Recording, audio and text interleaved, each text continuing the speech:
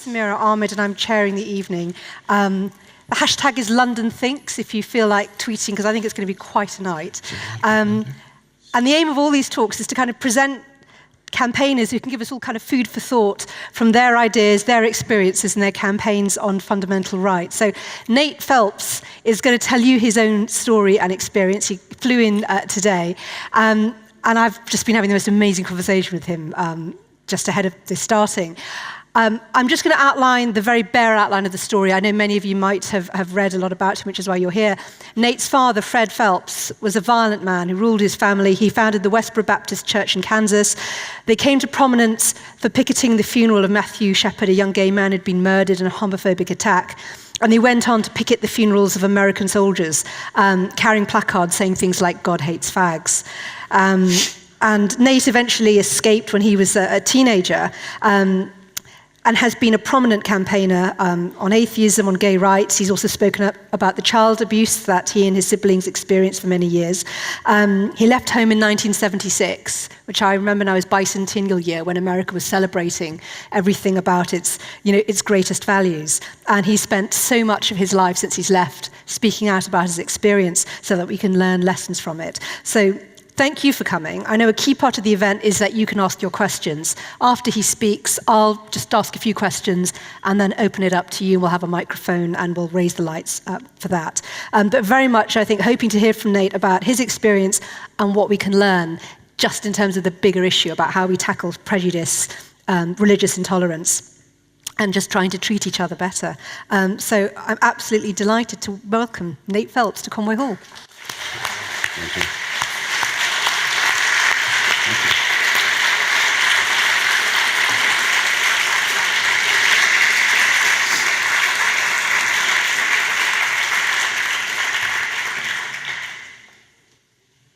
It's a perfect setup, because I can't see anybody.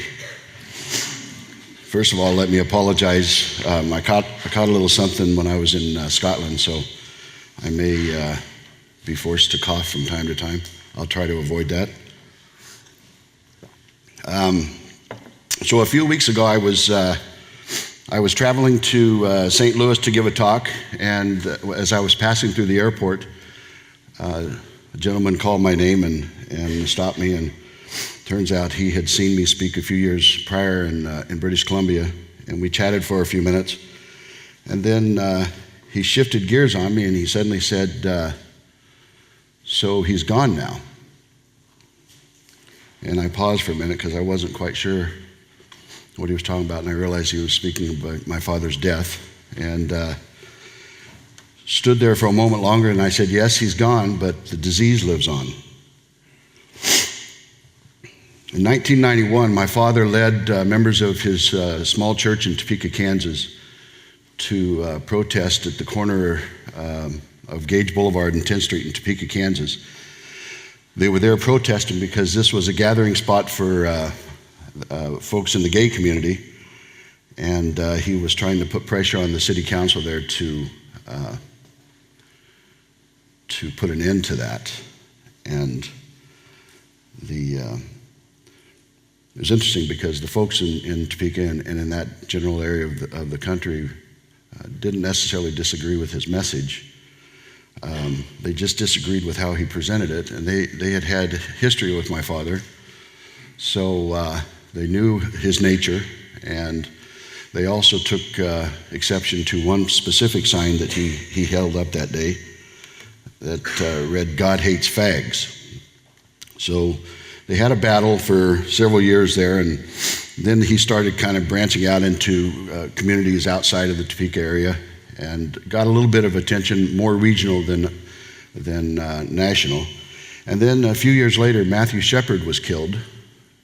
For those of you who don't know who that is, a young gay man from Casper, Wyoming, had been beat and left hanging on a fence, the outskirts of the city, and took him about 7 days. He eventually died from his wounds, his injuries, and because of the nature of the crime, it became a national story, actually an international story.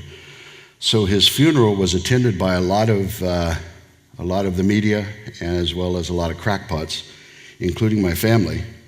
And at that point, they had increased the quality of their signs. They now had the iconic neon signs that they were holding up, and there were folks there with big wings made out of sheets that were surrounding them, trying to keep them from being seen.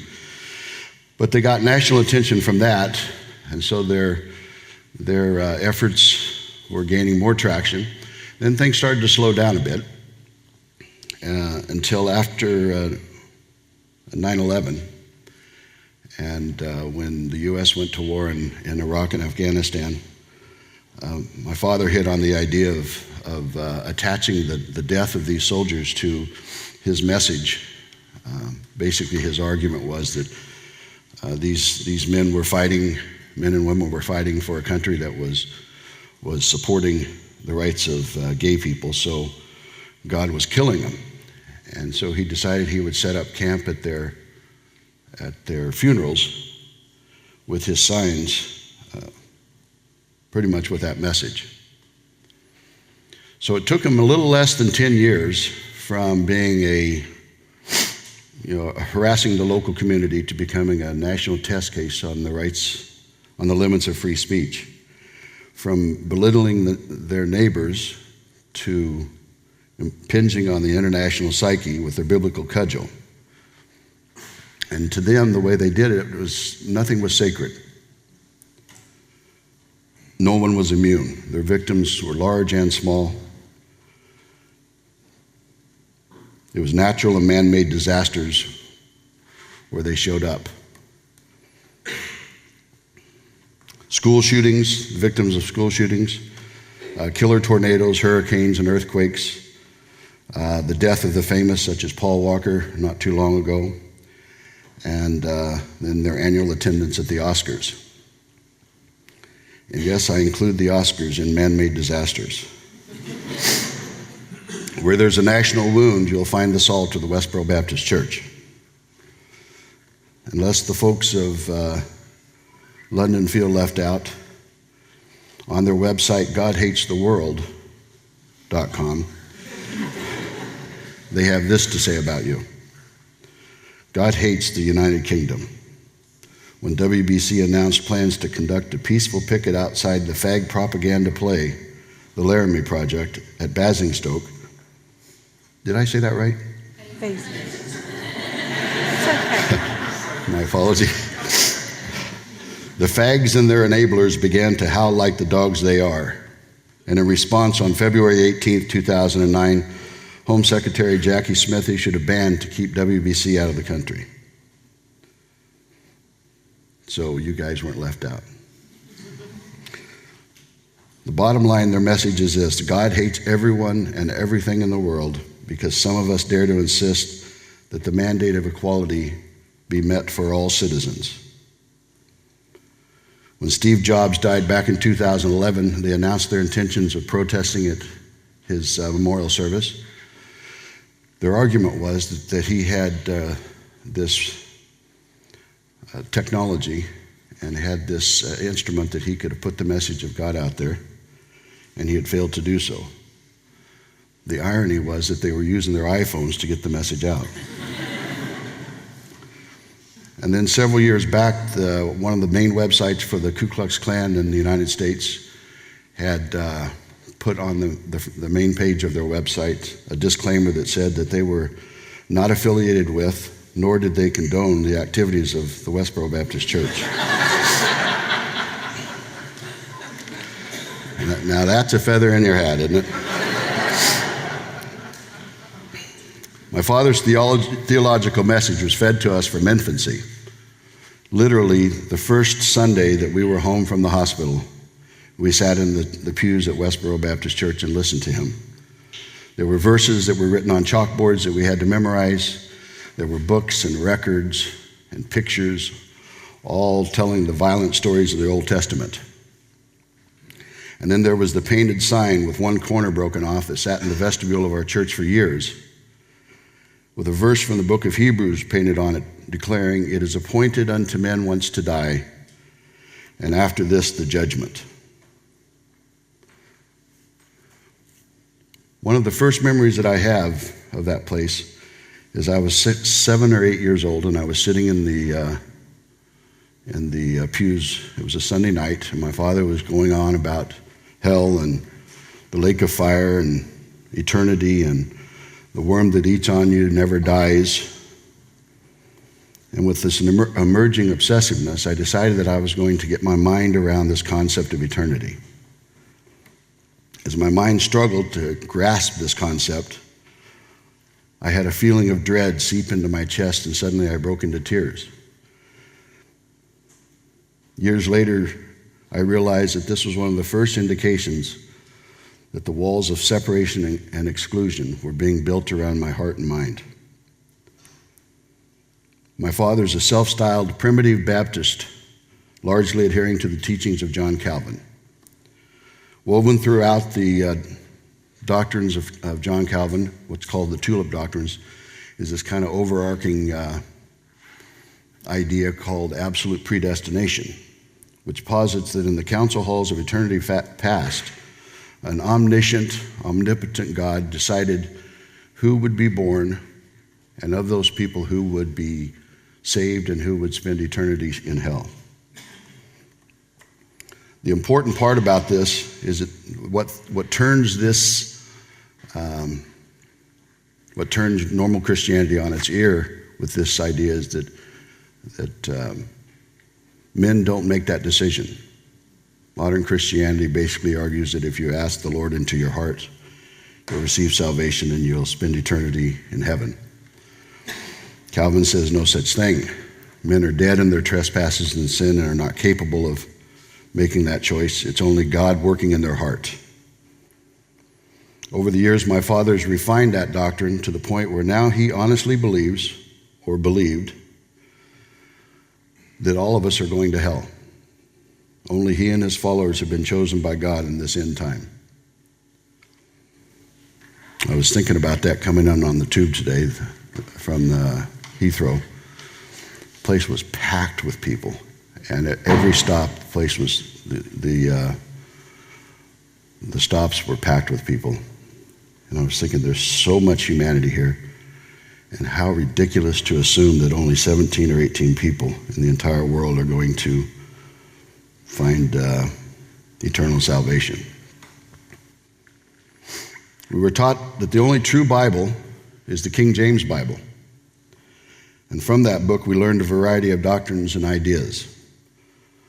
Among them, every thought and deed in our lives were laced with moral implications. Every decision was a decision for or against the will of God. Childhood indiscretions took on profound implications that reverberated down the halls of eternity. When we misbehaved, our Father would rage for hours that we were sons of Belial, workers of iniquity, pawns of Satan, sinning against the Most High God. We learned that our hearts were deceitful and desperately wicked, that we were inherently evil, and only God's work in our heart made us acceptable in his eyes. Our education about the world was fundamentally, profoundly colored by this message. Lead with the assumption that all you meet are inherently less, inherently evil, and inherently dangerous. One of my earliest doubts about this belief system rose from this question. If in fact the Adamic race is so thoroughly cursed with this moral corruption, how is it that we turn so willingly to the writings of these same corrupt men to find salvation? Of course, my father's answer is that the Bible says that these men are filled with the Spirit when they wrote these words. And as Louis Theroux said in his second documentary about my family, well, it would, wouldn't it?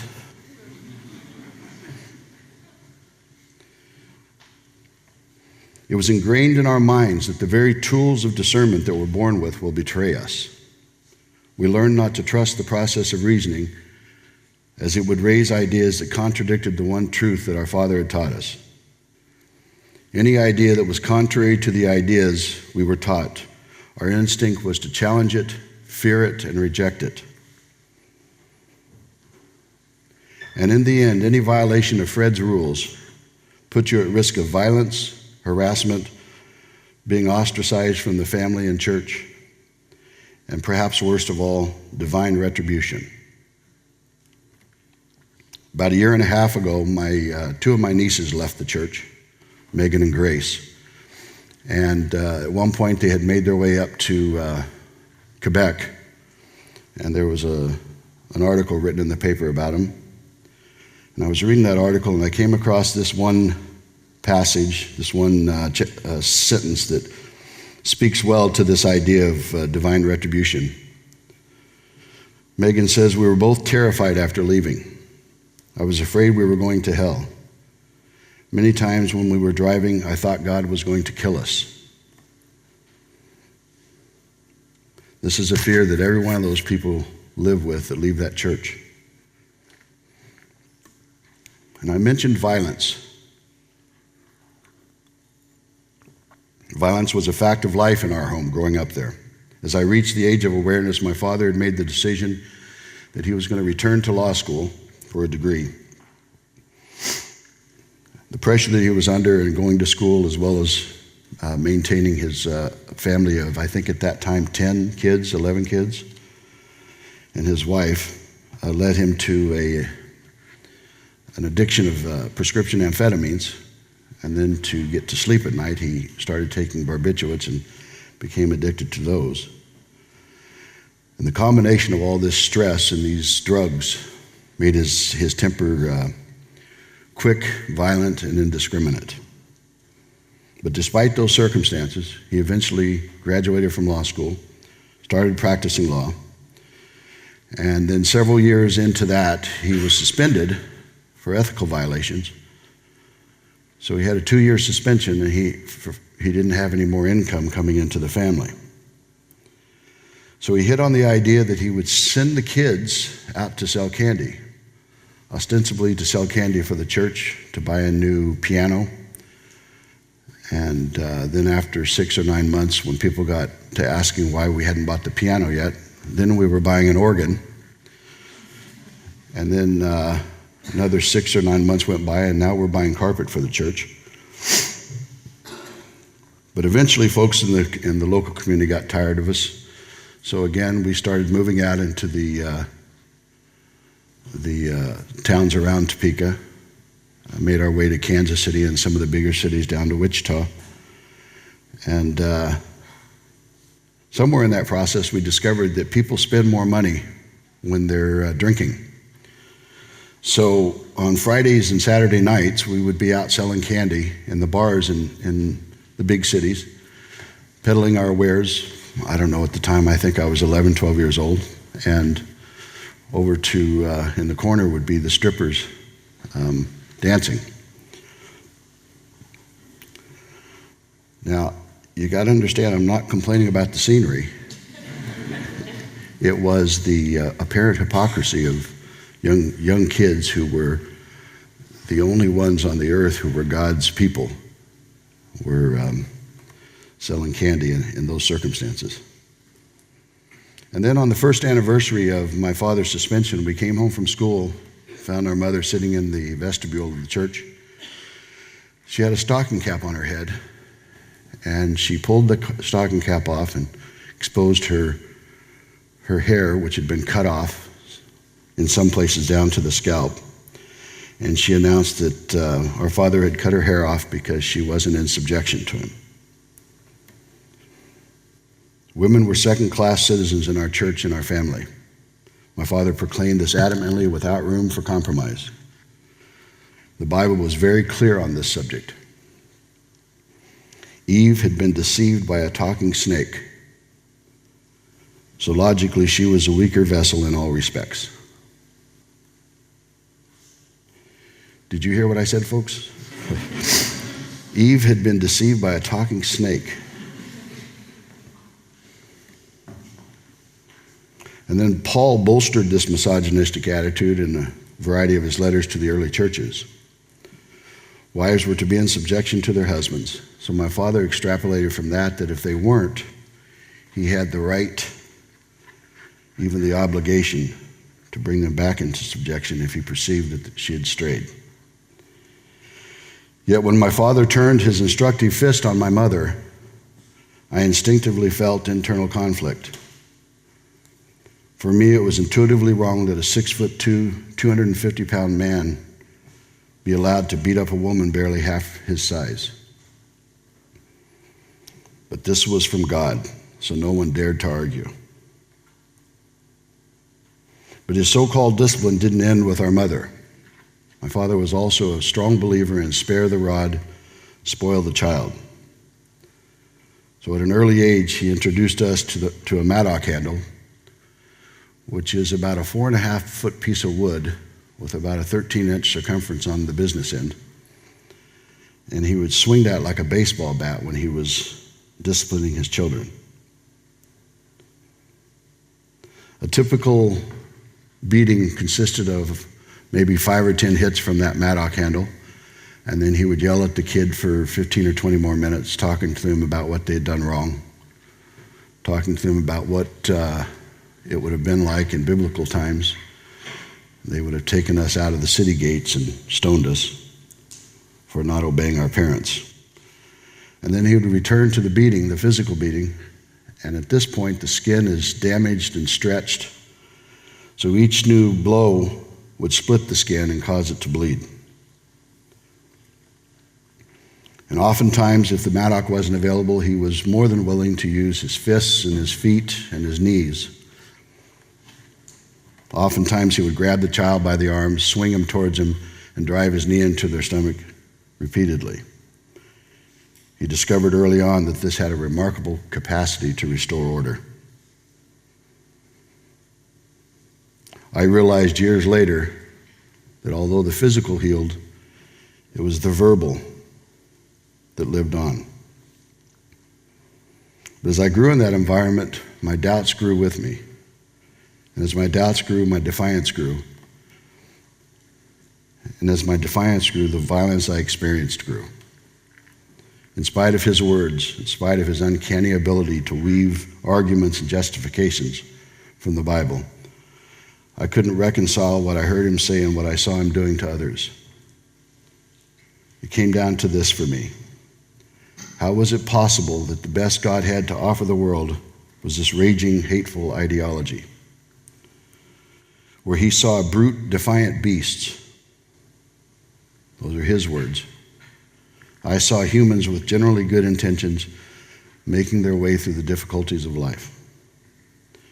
Where he saw wishy-washy, mealy-mouthed sinners cast about by every wind, I saw people struggling to overcome their prejudices and trying to relate to those around them.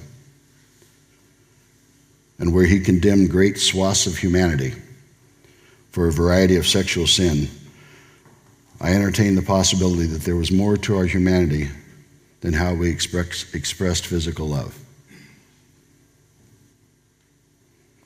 When he would ridicule and abuse strangers, I would blush with embarrassment and empathy. My father hated that part of me. He called it weakness. And I, in turn, learned to feel great shame and frustration that my nature didn't match my father's expectations. Because even as I wrestled with the faith of my father, there was a large part of me that accepted his pronouncements of who I was as a person.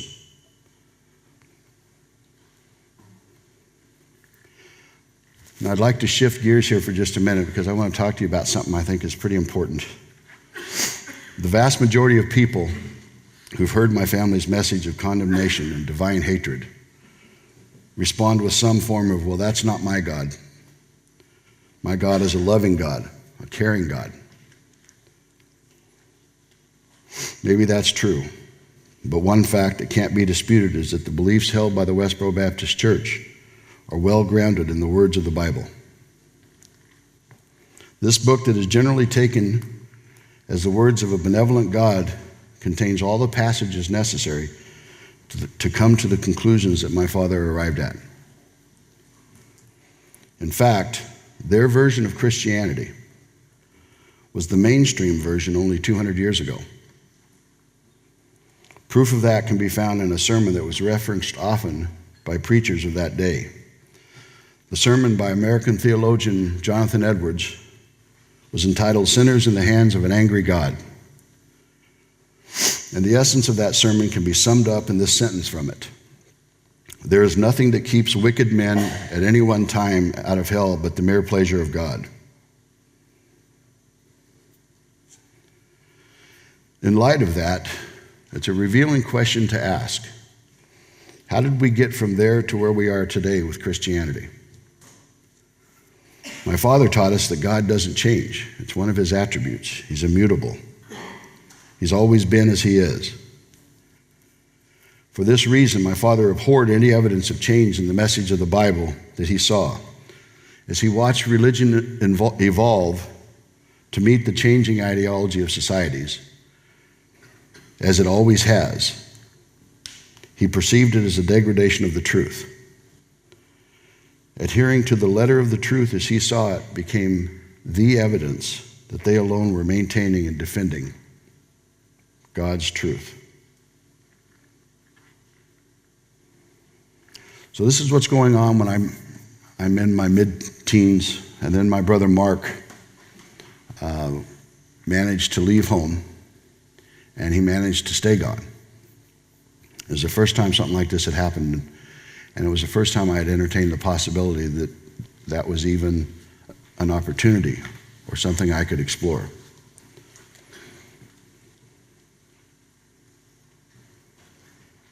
So I started considering the possibilities, started making my plans, but I knew that I couldn't leave before I was 18 because my father had made it clear that he had legal authority over us and he would find us, track us down, and bring us back. As I turned 17, I managed to save up enough money and I bought an old Rambler Classic, spent $300 on it, and I hid it so no one knew I had it. And then as my 18th birthday approached, I started packing all my belongings, hiding them in the garage. And then on the night of my 18th birthday, I waited until everyone was asleep. Around 11 o'clock at night, I slipped out and backed the car into the driveway, opened the garage door, and packed my belongings into the trunk. And then I went back into the house. And I stood in the dining room at the bottom of the stairs up to my father's bedroom. And I watched the old clock over to the left of the stairs. And I looked out the door to the right of the stairs, out into the sanctuary of the church. And I could see my father's pulpit that he had preached from all those years. And I could hear his voice booming out to the tiny congregation as he meticulously and exhaustively defined the system of faith that justified his abuse. And I recalled him expounding on the verses that proved his enemies were the enemies of God. And I remembered him violently reinforcing his demands that his children contend for the faith with the same intensity that he had exhibited. And I realized years later that it was an incubator of hate.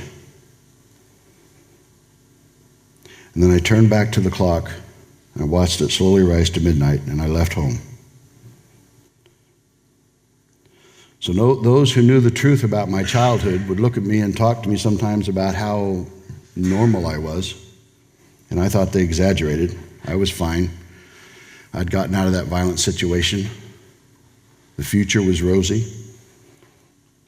If I occasionally disappeared from life, lost in a silent rage lasting for hours, that was just who I was.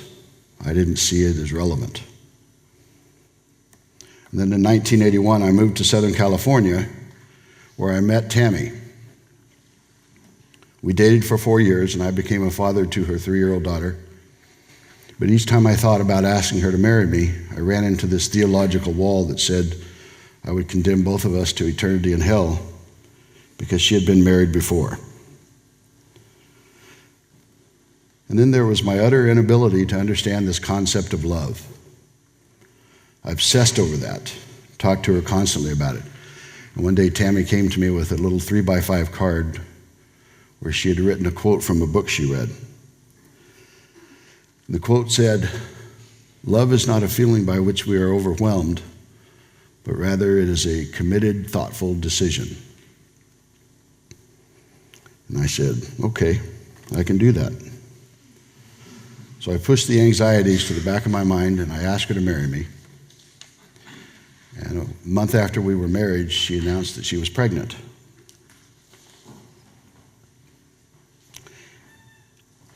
Now, see, my father taught us that children were a gift from God.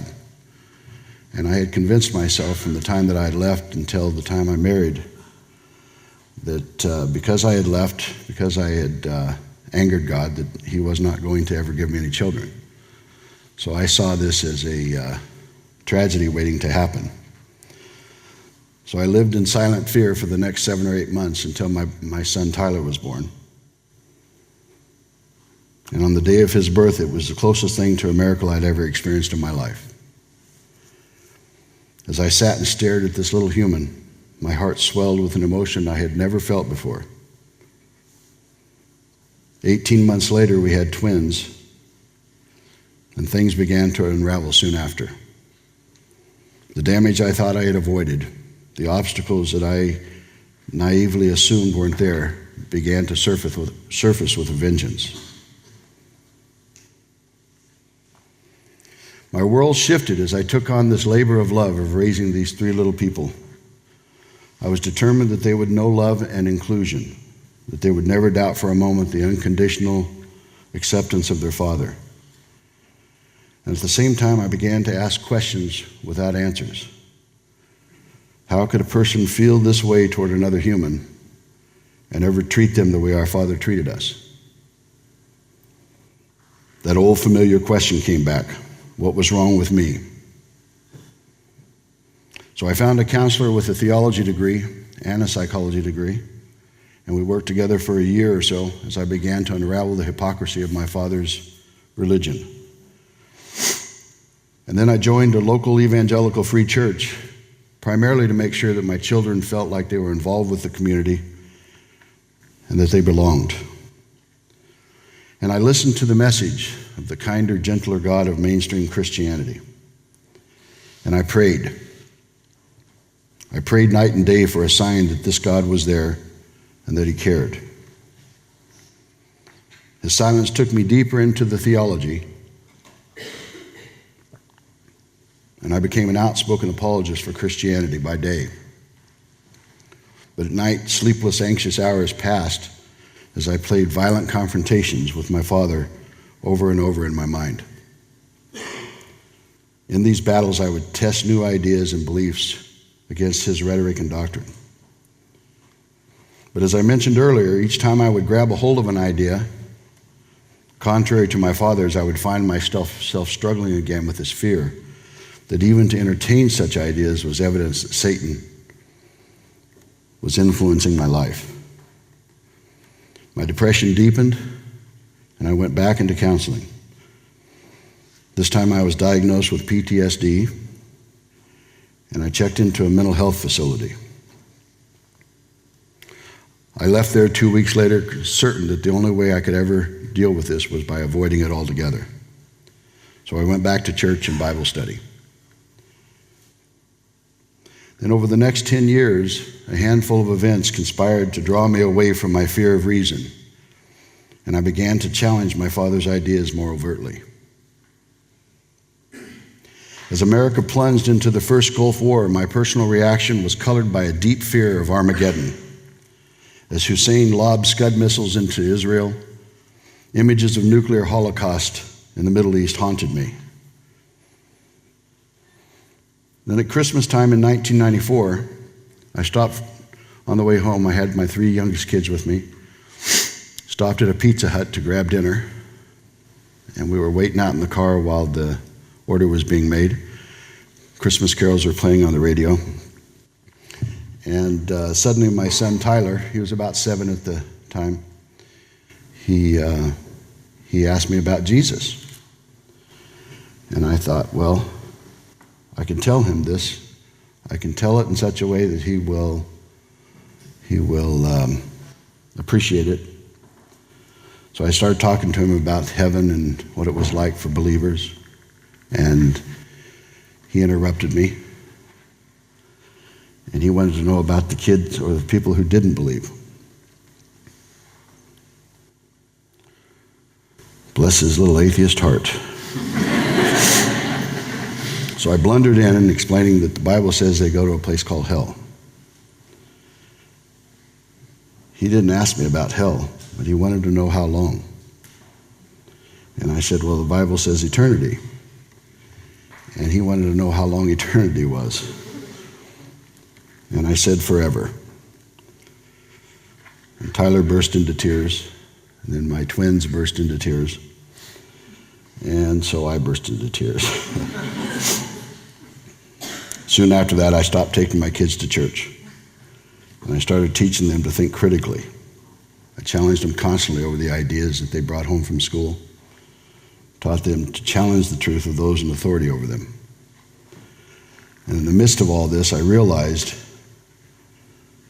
that I wasn't doing this myself. Because I began to challenge the leaders of my church, and they had no answers. And then September 11th happened. There was a young lady who lived in our community named Lisa Frost. She had graduated from the Boston University, was to go home and spend a couple of weeks with her family, and then she was moving to the Bay Area to start a new career. As chance would have it, she was on the second plane that went into the World Trade Center. So I knew her father, so I reached out to him, and we worked together on her memorial service. And I watched him. I watched him as he struggled to make sense of this incredible loss in his life. And I watched my neighbors, and I watched my family, and I watched my friends. And I watched the country respond as they collectively condemned an act of blind faith by turning to blind faith for answers. And then in 2004, for the first time in my life, I picked up a book on the question of God that wasn't written by a Christian. Michael Shermer's The Science of Good and Evil changed everything for me. As I pored over his words, hope stirred in my heart. Here was someone who posited a reality that I had secretly imagined for years. The most remarkable part of all this for me was I realized at that point that I wasn't alone. And as I read the book, it occurred to me that we live in a world of ideas. We define our reality with ideas. We give credibility to ideas by calling them facts or capital T truth. But I realize that they're just ideas until they're vetted by reality and withstand the test of evidence. So I began to challenge the ideas that were hardwired in my brain. What gives the Bible validity is the inspired word of a creator. Is the evidence sufficient to retain that belief? Lacking the evidence, what gives the claim supported by that idea legitimacy? What real proof do I have that physical abuse is necessary to raise a child properly? What evidence is there that women are inherently inferior? And what proof, independent of a supernatural lawgiver, justifies the idea that a certain group of people should be shunned and treated unequally because they love someone of the same gender? I spoke a moment ago about September 11th. In the emotional upheaval following that attack, watching people struggle with their vague ideas they had of God's and divine retribution, watching people I held in great respect descend into a morass of self-guilt and fear, it occurred to me that the mechanism of blind faith could very well be one of the greatest threats to humanity today. It's an epistemology thing. Let me put it to you this way. A fundamental attribute of faith is that it cannot be challenged. If I invoke blind faith as justification for a belief, I am bound to allow that from all others. So by invoking blind faith for my beliefs, I now live in a world where I must accept a man's argument that it's okay to fly planes into buildings, since he builds that argument on faith. The thing that protects a people from dangerous ideas is the ability to challenge them with reason and logic. And faith takes that ability away. Accountability disappears, and literally anything goes. The King James Bible talks about faith, hope, and love as desirable attributes. Let me tell you a story, and we can challenge that idea. Little 18-month-old Dean Hillman was playing in the backyard of his Pennsylvania home. He was running around, stepped on a piece of glass. His mother heard his cries, and it was love that motivated his mother to gather him up, bring him into the house, and call her husband home from across the street. It was his father's love that motivated him to clean the wound, bind it, and try to comfort the little boy. Several hours passed. The bleeding continued, and once again, love motivated the parents to reach out for additional help. But faith motivated them to reach out to Pastor Charles Reinert of the Faith Tabernacle Church where they attended. And when Pastor Reinert arrived, it was faith, particularly a faith in a verse in James that says, "If any man is sick among you, anoint him with oil and pray over him, and he shall be raised up." And with that faith, Pastor Reinert anointed the child with oil and started praying. And the parents prayed. And the hours passed, and the bleeding continued. They soon called in more from the church to pray over the little boy. And the love lines etched the faces of the parents as the little boy turned gray and his temperature rose. But faith motivated them to choose an unaccountable method. And it was faith that kept little Dean from ever seeing his second birthday. But the tragedy doesn't end there. When the people of Pennsylvania went to the courts for justice, they discovered that there was a little-known passage in the child abuse statute for that state. The passage says that if a parent fails to provide proper medical care for a child because of a deeply held religious belief, they are not guilty of child abuse.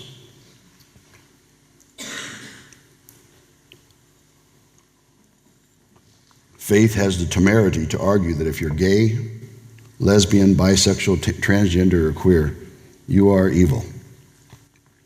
Never mind what you do in your life. Never mind if you bring joy and comfort to others. Never mind if you act with kindness and generosity. If you're a member of the LGBTQ community, you are prejudged as evil. And reason cannot dislodge this wrong idea from the faithful mind. Ideas. Let me challenge you with a new idea, a simple one. Faith is not a virtue. It allows evil to flourish unchecked, and it's the justification for too much hatred. But religion isn't all bad. Christians do a lot of good. Besides, my God is a God of love. He doesn't hate. I won't disagree with you, but I don't care how one defines their personal idea of a God. I care about the doctrines that come from religion, the religions that they claim, doctrines that harm humans. When I consider these ideas, I sometimes wonder if we understand just how much harm we do when we hurt others. I wonder if we understand the price of that harm, the social cost of injustice. Recently, I watched a video by a gentleman named Rory O'Neill.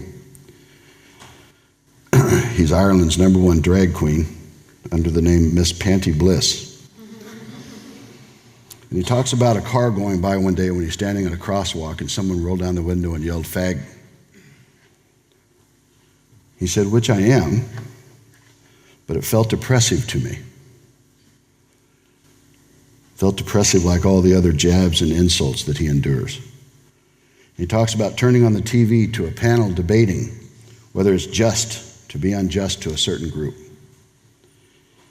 And he says they debated as though they had the right to. And he says it feels oppressive to him. And he talks about now when he's at a crosswalk, he checks himself, tries to see what the tell is. How do they know? He talks about how he hates himself for doing that, how it's oppressive to him.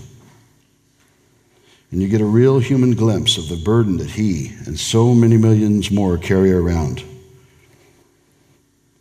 And I wonder at how many of his resources that could have been used to advance his life, to improve society, that are wasted in simply maintaining, carrying on, dealing with this unnecessary imposed burden, this oppressiveness.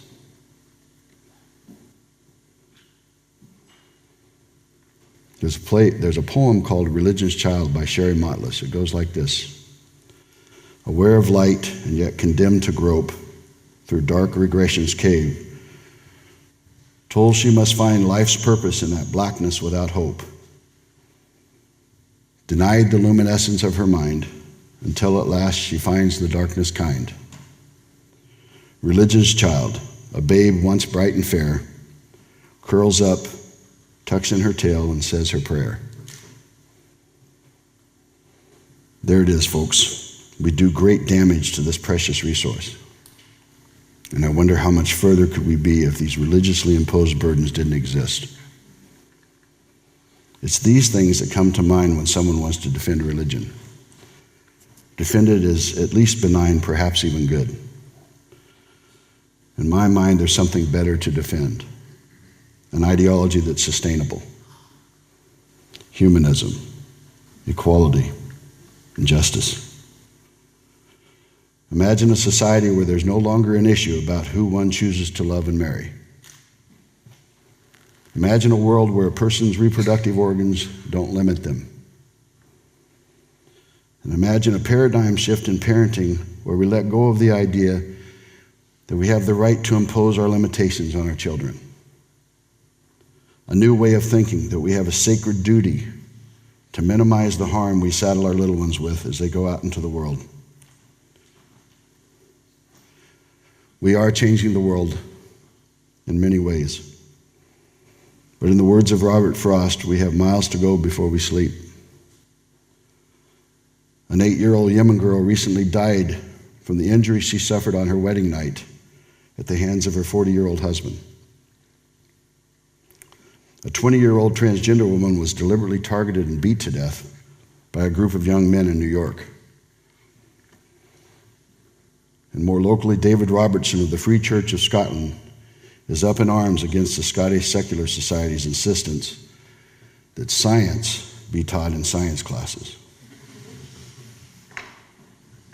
Religion set this stage, but I believe we can do better. So my father passed this last March, as I predicted he would. Not that such a prediction is noteworthy. It's just that he and his followers didn't think he would. To the disappointment of many, his passing was fairly uneventful, and I'm thankful for that. There is no real resolution for those hurt by him to dance on his grave. But his passing doesn't mark an end to the cruelty and hatefulness of his message. The virus has been transferred to 9 of his children, and that same virus still enjoys a robust collection of hosts throughout the world.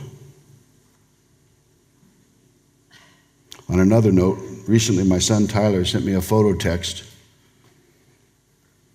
In the photo, there's a picture. Well, he's sitting in the front, his girlfriend's standing over his right shoulder. He's reading a book, got a kind of perplexed look on his face. And his girlfriend she's drinking a ginger ale and has a sleeve of crackers in the other hand. And her shirt's got 2 little handprints and the words, "Let me out" on it. Oh, and the book he's reading says what to expect when you're expecting. So it took me a couple seconds to piece that all together. And I had that feeling again. I had that feeling when Tyler was born, and it was just, it's hard to explain. There's just so much joy, and it colors your world. It's priceless. To me, that's my spirituality. I want to break into an emotional version of the circle of life.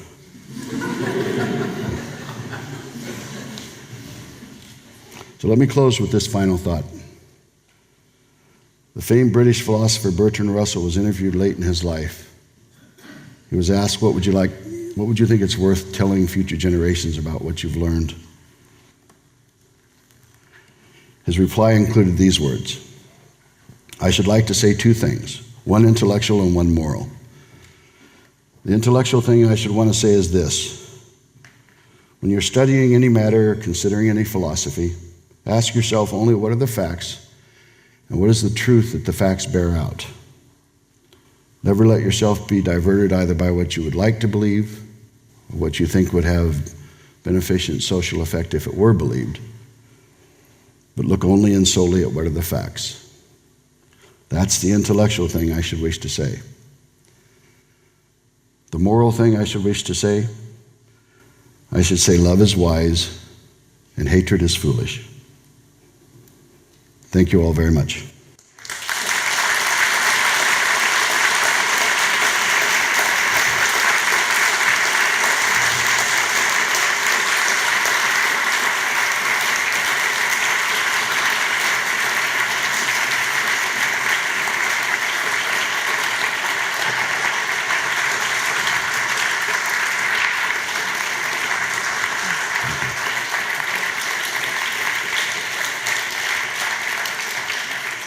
Thank you. That was absolutely lovely. I just want to ask a few questions and I'll open it up for questions. You said near the end there the virus has been transferred to 9 of his children after your father died. What is your relationship with your wider family now? What's the situation with who's in the church still and who's out? Well, when you leave that church, we knew growing up that if we left, we would be cut off. So I don't have a relationship with anyone who's still there. They're not allowed to. Well, they weren't allowed to, and now they just don't. But the two that have left, I have a good relationship with them. It's one of the things I find very hard, even when you talk it through and you've experienced it, but the fact that there were 13 of you as children in that home, and yet you seemed so alone. And I wonder, when you look back at that time, was there a sense that you were able to communicate with each other somehow and got a sense of who else might have been thinking the way you were? Because you clearly did very early on have a sense this is not right, and ultimately that led to you preparing your escape.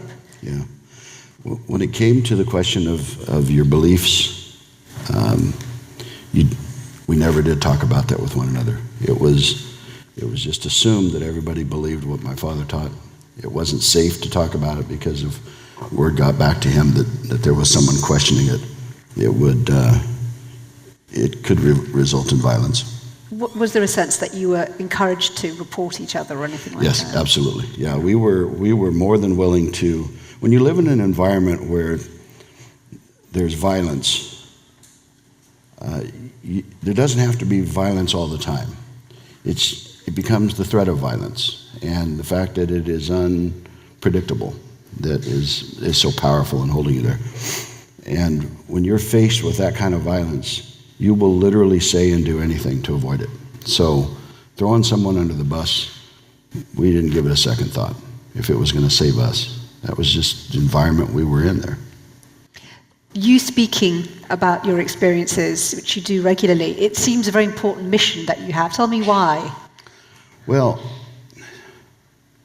what I have found, after the first time I talked, suddenly people were writing to me. There are a lot of people out there who grew up in homes where there was just violence. Didn't have to have anything to do with religion. And they could relate to this, and they felt empowered because someone was talking about it. And then there were people who grew up specifically as I did in religious-tinged violence, and they were feeling the same way. But what really surprised me was how many people from the gay community were writing to me and basically saying the same thing. They related to the feeling different and being treated different because of something that they had no control over. So all of this communication is what really got me, took me to the point where I believed that I didn't really have a choice. I had to talk about it. The other thing that's very important to remember is, of course, this would have been the 60s when you were growing up in that household. Yeah, 60s. And then obviously it was 76 when you were 18 that you left, am I right? Right. we like to think that there's so much more openness about this, that things can't be as bad. What would you say is the reality of the way, how far it's possible to still raise a family in that abusive, closed way, and you know, the sort of the social scene in America today compared to when you were growing up?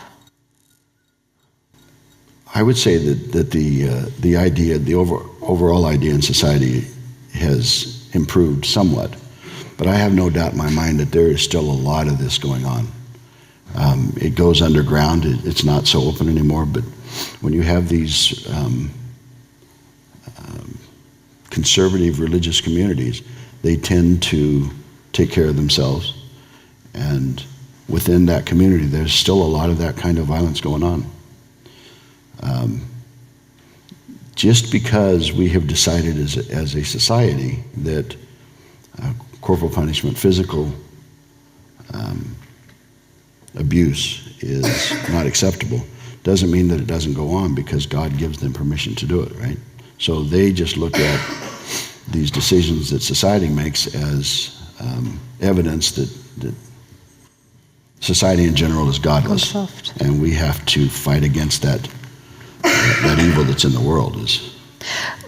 Certainly in Britain, it can seem that America is a much more overtly religious society. I mean, it is. I think all the polling suggests the vast majority of people do believe in God and are much more likely to be active and practicing Christians. So given that you are very, very honest about the fact that you really do believe religion is something that is part of the fundamental problem, how far do you think that argument can make headway in modern America? Is the situation getting better? Is it worse? Yeah. You know what?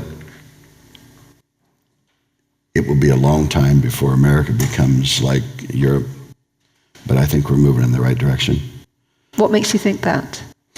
That we're moving in the right direction? Well, you just look at the numbers of people who don't report an affiliation with any belief in God, and that number's going up.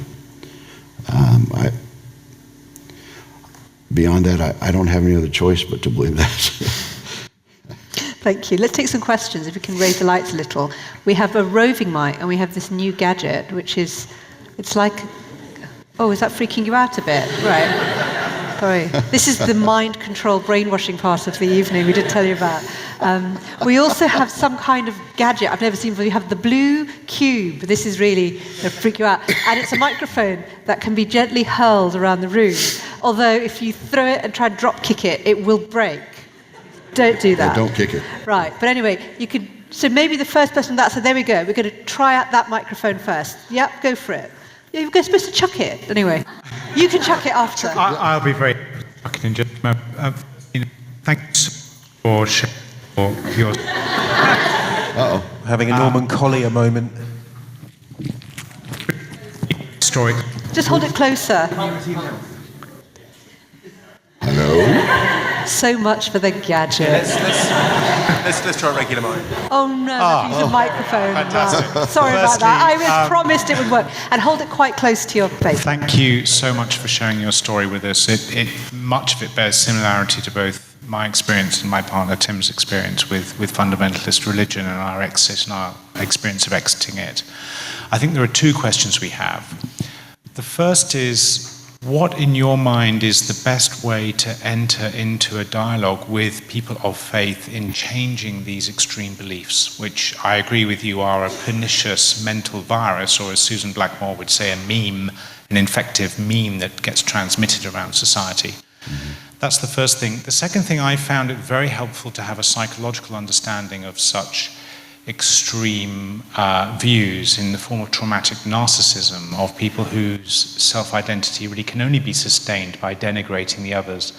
And to what extent have you found having that psychological understanding of such pathological ways of viewing the things, rather than putting it within a religious framework, as helpful in terms of seeing things as pathological? So those are two questions. Firstly, how do we talk to them? Thanks, we'll get an answer. No, you've done it really beautifully. So the first is about how to engage with religious people, and the second aspect is how far thinking about it in terms of psychology rather than religion is the way to do it. Okay, and I don't know. No. You've got a degree. I got to tell you, this question about how to engage has been one that seems to be on on the minds of a lot of people in the atheist community and the secular community. I had Dave Silverman come up to Calgary and speak on firebrand atheism, because he was the recognized target of an article written by, I believe, Phil Platt, called Don't Be an Asshole. Something along that lines. Basically saying, that there's a right way to do it and there's a wrong way to do it. And listening to all the different people who have talked about this and observing all the different ways that are out there to talk about this, I am strongly of the opinion that you talk about it exactly how you want to talk about it, and that will get through to some people. And then there's going to be other people out there who kick them in the knee, and that will get through to some people. And there's other people out there who are screaming and hollering, and that will get through to some people. I think all of the ways are good ways. I think people are in different places at different times in their life, and people have different personalities, and that they will be impacted differently by different ways of presenting the message. I actually had someone up in Scotland basically said to me that had his friend not been, what was the word he used? Dismissive of his religion, that he probably wouldn't have been motivated to do the work that he did that led him down the road of becoming an atheist. So there you have an example of someone who's basically being an asshole, and it worked. So Thank you. You see the point? Thank you. Take a question from the lady just there, yes, and then we'll take the one behind and come back on this side. Yes, okay. You don't throw that one, yeah, you just speak. I'm actually asking this on behalf of my RS class. We do ethics and philosophy at school, so we're like a range of like 17 to 18-year-olds, and we took a particular interest in the Westboro Baptist Church just because it's so different to anything we've heard of, particularly of Shirley, and we were just interested in why your views became so different to maybe some of your other siblings, and why you think that some people like Shirley or your other siblings didn't like leave also. Thank you. So it is, I was wondering that. Why do you think it's only you? I know you have two other siblings who left, but so many didn't. And was there something just different about the way you thought about things, your character, your identity? Yeah, I think that's impossible to nail right down to one thing. I think you're talking about your temperament, your predispositions that you're born with, and then the actual experiences that you have there. And I talked in my speech about how different I was or am from my father, just temperamental wise, and how much that affected me. So,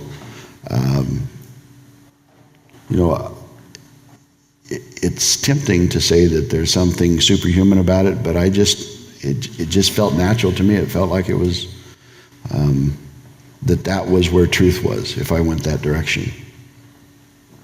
Thank you.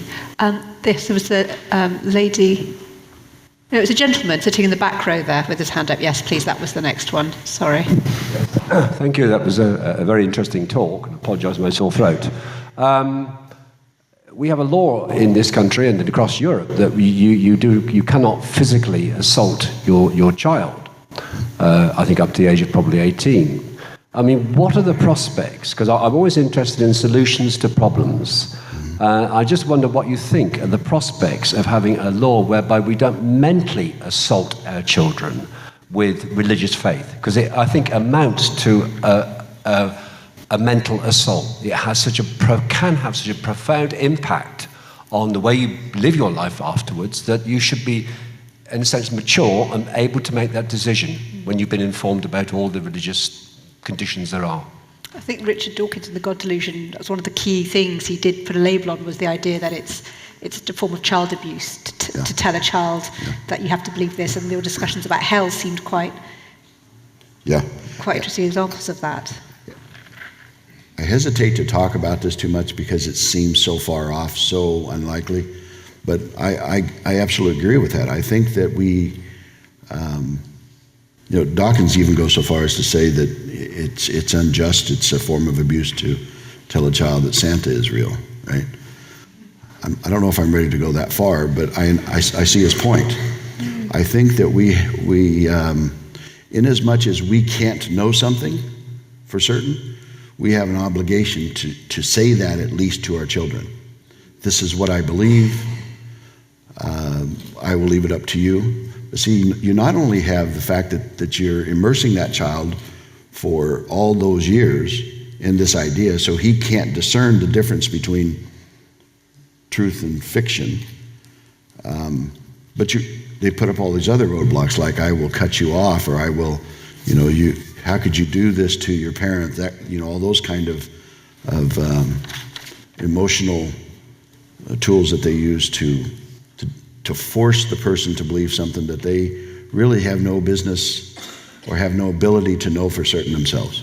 Know that you talked in your presentation very well about the fear of divine retribution being the biggest thing that hung over you, even after you left home. Absolutely. There was a question on this side, I think. Yes, the hand that shot up and then went away again. Put it back up. Yes. No, and then I'll take the gentleman in front. I was just going to take the lady behind you first, and then the gentleman in front. Hi, Nate. Great talk. I saw you recently at a PastaCon. Awesome. It's a atheist conference in Nebraska. Anyway, recently the Human Rights Campaign in the U.S. Released a new, project called All God's Children, and it's a project in Mississippi where they say that, Mississippi is the most religious state in the entire U.S., and they thought that it would be nearly impossible to successfully engage a large majority of Mississippians about LGBT equality without discussing it in the context of faith.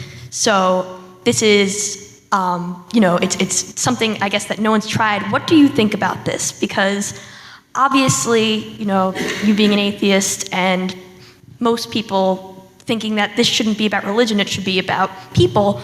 What do you think about this approach? Do you think it's going to be effective based on who people are and what they believe, based mostly down in the South?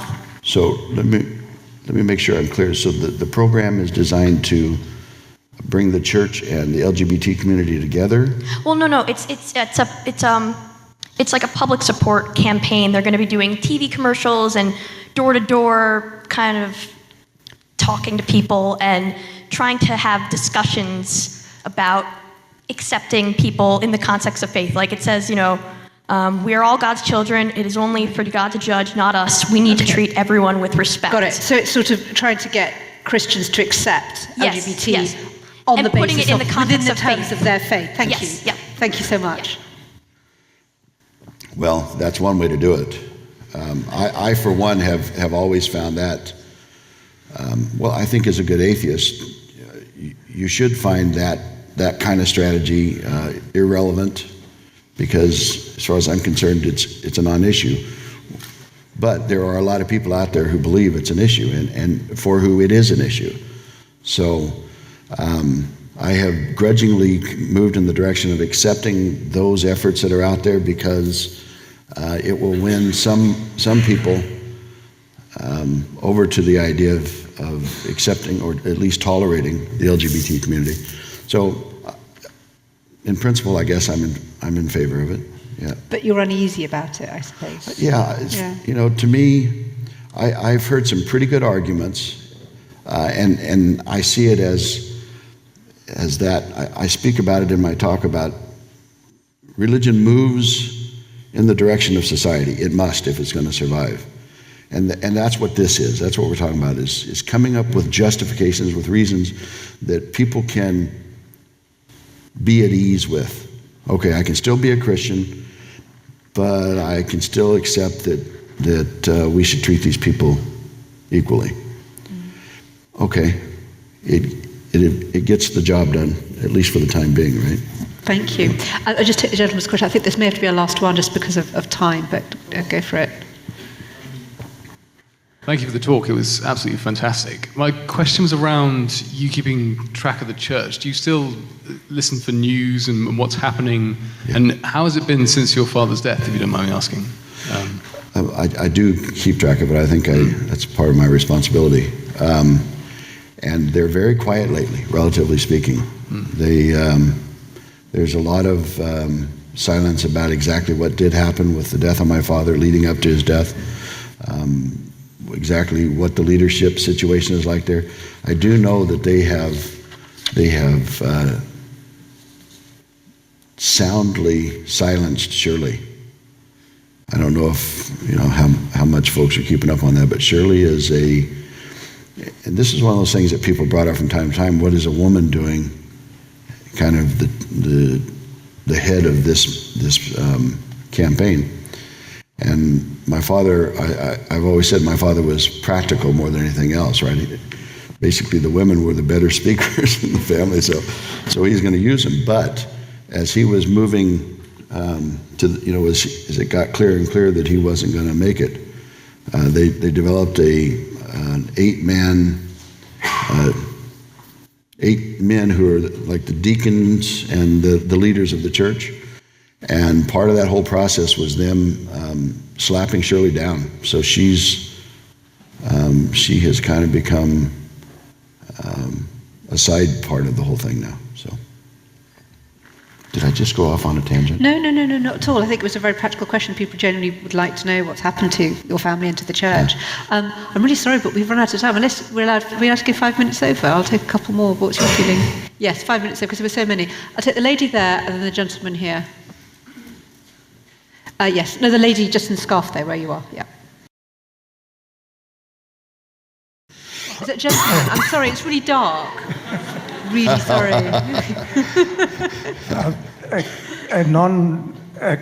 What do you think about a pandemic kind of hatred, which is non-religious? For example, in the Second World War, Nazis hating the Jews, or anti-Semitism, and the growing hatred of Muslims?